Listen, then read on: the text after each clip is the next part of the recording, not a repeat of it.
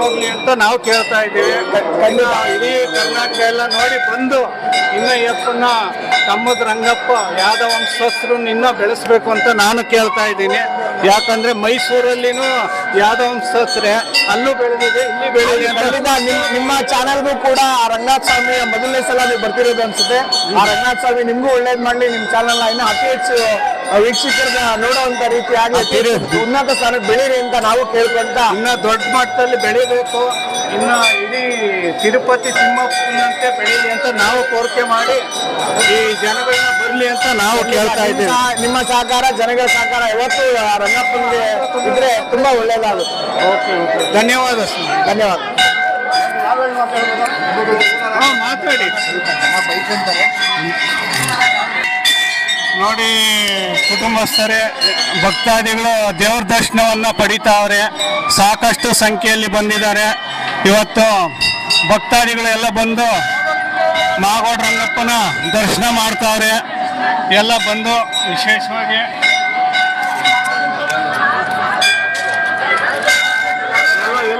ಎಲ್ಲಿಂದ ಬಂದಿದ್ದೀರಮ್ಮ? ಗೌರಿಬಿದ್ಲೂರಿಂದ ಬಂದಿದ್ದೀರಾ? ಎಲ್ಲ ನಿಮ್ಮ ಅರ್ಕೆಗಳೆಲ್ಲ ನೆರವೇರಿದೆಯಾ? ಇಷ್ಟಾರ್ಥಗಳು ಎಲ್ಲ ಒಳ್ಳೇದಾಗಿದೆಯಾ? ಧನ್ಯವಾದ ಅಮ್ಮ. ದೇವನಹಳ್ಳಿಯಿಂದ ಬಂದಿದ್ದೀವಿ. ಎಷ್ಟು ವರ್ಷದಿಂದ ಬರ್ತಾ ಇದ್ದೀರಾ ನೀವು? ಎಷ್ಟು ವರ್ಷದಿಂದ ಬರ್ತಾ ಇದ್ದೀರಾ ಅಂತ? ನಾವು 3 ವರ್ಷದಿಂದ ಬರ್ತಾ ಇದ್ದೀವಿ.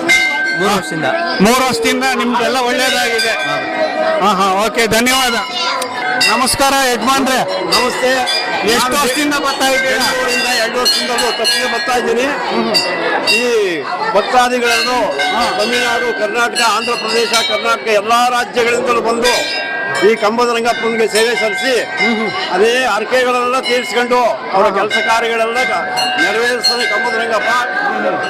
ಅದರಿಂದ ಲಕ್ಷಾಂತರ ಜನ ಬಂದು ಬಹಳ ಭಕ್ತಿಯಿಂದ, ಶ್ರದ್ಧೆಯಿಂದ ಲಕ್ಷಾಂತರ ಜನದಾಗ ಹೂವು ಹಾಕಿ, ಹೂವಿನ ಅಲಂಕಾರ, ತೇರಿಗೆ ಅಲಂಕಾರ ಮಾಡಿಸಿ ಎಲ್ಲರೂ ಅವ್ರವ್ರ ಅರ್ಕೆ ತೀರಿಸ್ಕೊಂಡು, ನಿಮ್ಮ ಅರ್ಕೆ ಎಲ್ಲ ತೀರಿದೆ, ಎಲ್ಲ ಆಸೆಗಳು ನೆರವೇರ್ತವೆ. ಎಲ್ಲ ಭಕ್ತಾದಿಗಳಿಗೆ ಸಂಕಲ್ಪ ಏನೇನು ಸಂಕಲ್ಪ ಮಾಡ್ಕೊಂಡಿರ್ತಾರೋ ಆ ಸಂಕಲ್ಪಗಳೆಲ್ಲ ನೆರವೇರಿ ಸ್ವಾಮಿ ಕಂಬದ ರಂಗಪ್ಪ ಲಕ್ಷಾಂತರ ಜನಕ್ಕೆ ಒಳ್ಳೇದು ಮಾಡಿ, ಇನ್ನ ದೇಶ ವಿದೇಶದಿಂದನೂ ಬರುವಂತ ದೇವ್ರ ತಮಿಳುನಾಡು, ಆಂಧ್ರ, ಕರ್ನಾಟಕದಿಂದ ಅಲ್ಲದೆ ಮಹಾರಾಷ್ಟ್ರದಿಂದಲೂ ಎಷ್ಟೋ ಜನ ದೇಶಕ್ಕೆ ಸ್ವಾಮಿ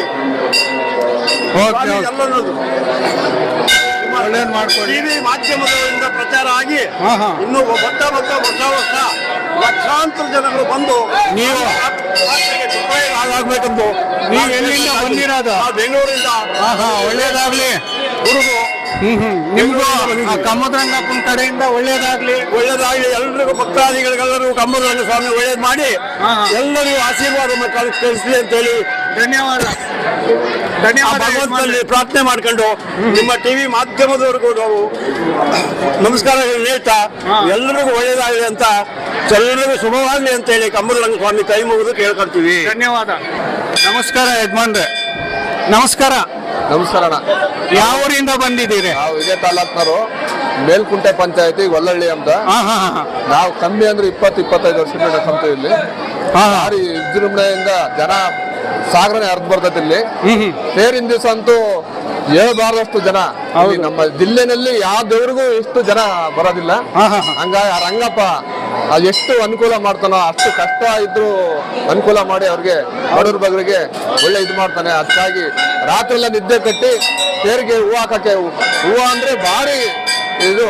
ಆ ದೇವ್ರಿಗೆ ಬರೀ ಹೂವು ಬಿಟ್ಟರೆ ಏನು ಕೇಳಲ್ಲ, ಅಷ್ಟು ಇದೈತೆ ಇಲ್ಲಿ.